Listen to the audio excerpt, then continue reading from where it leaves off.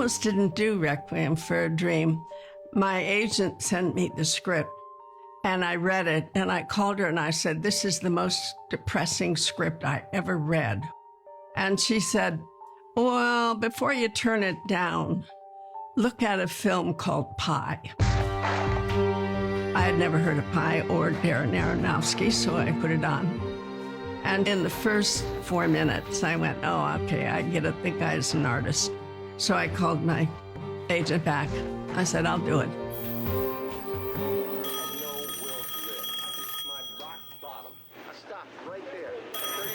Hello? Mrs. Goldfarb? Mrs. Sarah Goldfarb? Me speaking. I just want to offer you a chance to be on television. Television.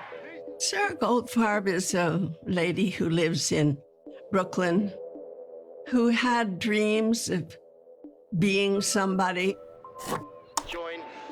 dreams that were never fulfilled.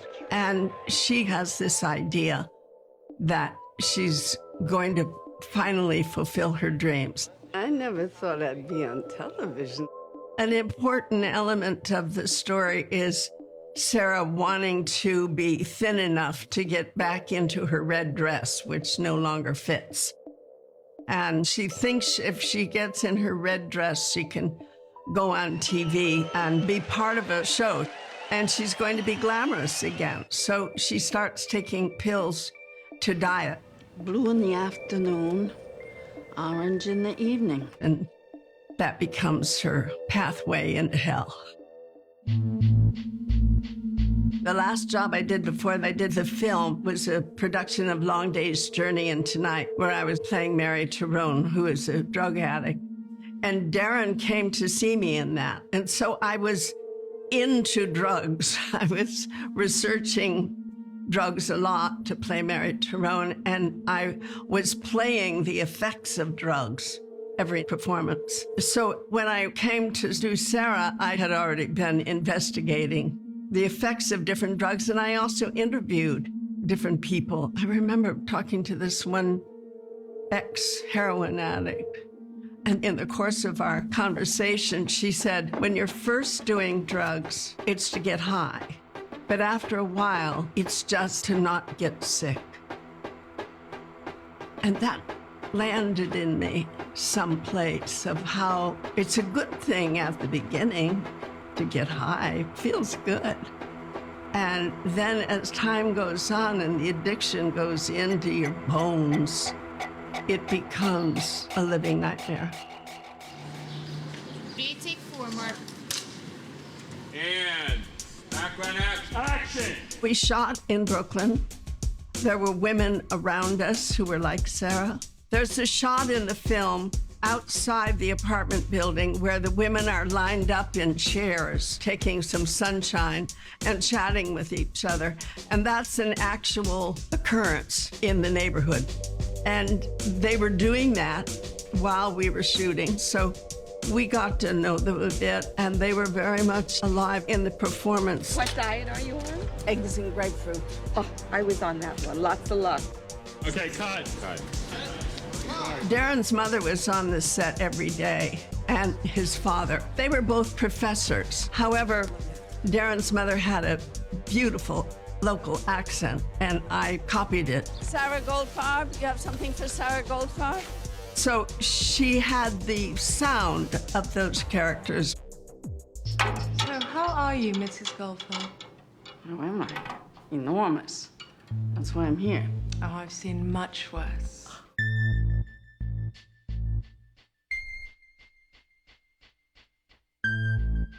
The prosthetics were a nightmare. Not so much getting in them, but getting out of them.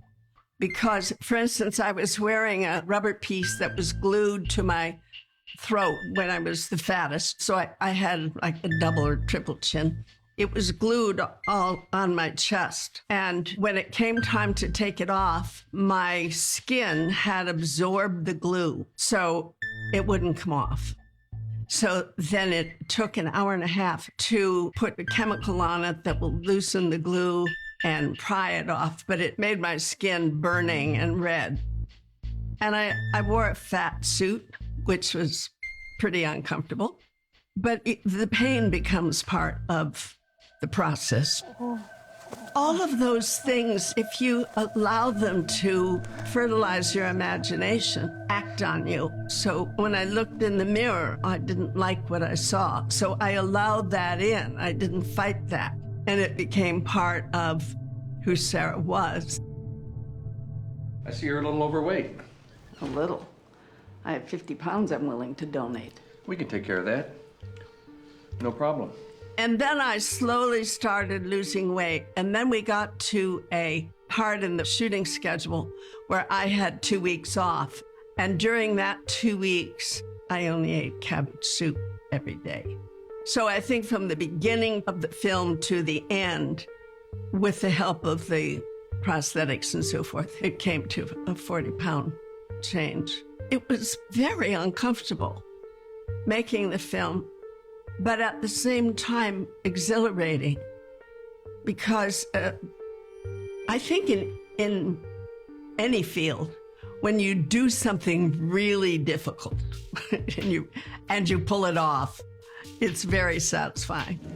And action! Acting is an art form, and so much of it is elusive. I don't always know what the pathway to the performance is. Sometimes I think it's one thing and I start out there and then the path turns and I'm in another state. I mean, you do certain things hoping to inspire yourself. And if you're lucky, they come. And if you're skilled. But on the other hand, there's the unknown element of any artistic adventure. There's what you set out to do, and then there's what comes. Feed me, Sarah. Feed me, Sarah. And that's always a gift. And when that gift arrives, you are fertilized by it, if I may say that. But you'll see how proud you are when you see your mother in a red dress, television, and golden shoes. What is the big deal about being on television? Those pills you're taking will kill you before you ever get on, for Christ's sake. Big deal? It's a reason to get up in the morning. It's a reason to lose weight. The scene in the movie where Harry comes to visit me, it was a very difficult scene emotionally. And I felt that I was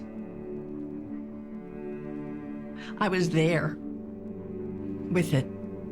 What have I got, Harry?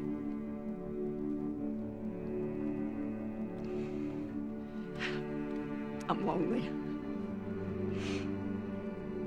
I'm old. When I said, I'm old, that was an unexpected, real response that I had. I hadn't really thought of myself as old. And I hadn't really ever experienced the fear of getting old. But when I said that, I experienced it for the first time. It was in rehearsal that I said it for the first time. And suddenly I realized, oh my God, that's real. That's in me. And so I knew that this was such a delicate thing I had just experienced that I asked Darren to shoot me first, which meant turning around and taking the set down and putting it up. He was very attentive to my process. And so he did what I asked. And it was a real moment. It was a real moment of mine and Sarah's. Bye, son.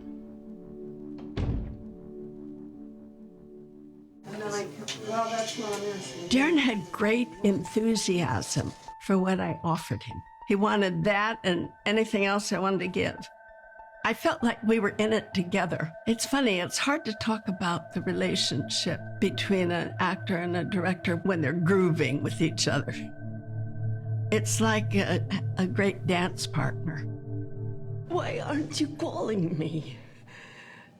I have to know when I'm going to be on television. I'm Sarah Goldfarb. And And you should tell me when I'm going to be on television. There's a scene in the film where Sarah goes to the TV station. Darren gave me the best piece of direction I ever got in my life. We shot this scene 4 times. And each time, Darren was happy with it. I just want to be on the show. I've waited so long. But then instead of stopping, he said, okay, we've got that. It's in the can. Now just do one more and do whatever you want. So I felt that I had been doing whatever I wanted, and I had done it 4 times, and it was good. I don't know why I have to do it again, but all right. And then something happened. Can you walk? I'm walking across the stage. And you should see my Harry on television. We're giving the prizes away. I just wanted to be on the show. And that 5th take is what's in the film, because what he did was he took all the obligation off it, where I didn't have to do it a certain way. I didn't have to do it the way it was in my mind. Call Seymour and tell him to meet me at the beauty parlor. I got the red dress that I wore to Harry's I just did it, graduation, and something else came through. And that, for me, became a really important lesson. You have to be open to what comes and allow that to be expressed. And that has a deeper level of truth than the one you do when you're obligated to make it right. Best direction I ever got. There were a lot of things going on that I had never experienced before. For instance, there's one scene where the camera is mounted on me. That's good, but now I just want you to tilt down. Tilting down. And I'm moving and the camera's moving with me because it's on me. It's the only time in my career that I was ever the camera mount. And then there was that scene where I was cleaning the house on speed, and it's one shot. I was cleaning the whole house, going from one room to the other as fast as I could. When you see it on film, it's even faster than what we were doing, but what we were doing was remarkably fast. It was exhausting, and I'm not sure that I could do it more than once. It's a remarkable scene. I was so impressed with the way he was handling the drugs and the quick close-ups of the pills and the fast cutting of the drugs getting faster. He used the editing process in a way that I hadn't really seen before, and I'm not sure I've seen it since. I think it's important what Darren did artistically, the way it was shot, the way it was edited, the way he allowed me to give everything I had to give. I did work with a lot of directors on the early films, like Peter Bogdanovich and Bob Rafelson, Marty, because the early film is just plain their talent laid out there. It's like the raw talent.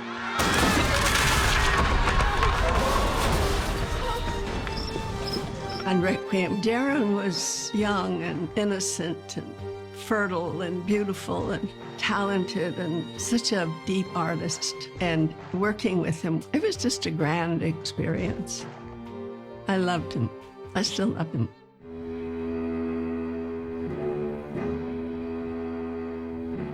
When the film came out, although I was nominated for an Oscar, I don't know that enough people saw it then. It was given an NC-17 rating, which meant teenagers couldn't go see it. And that was really unfortunate because it really has a strong anti-drug message.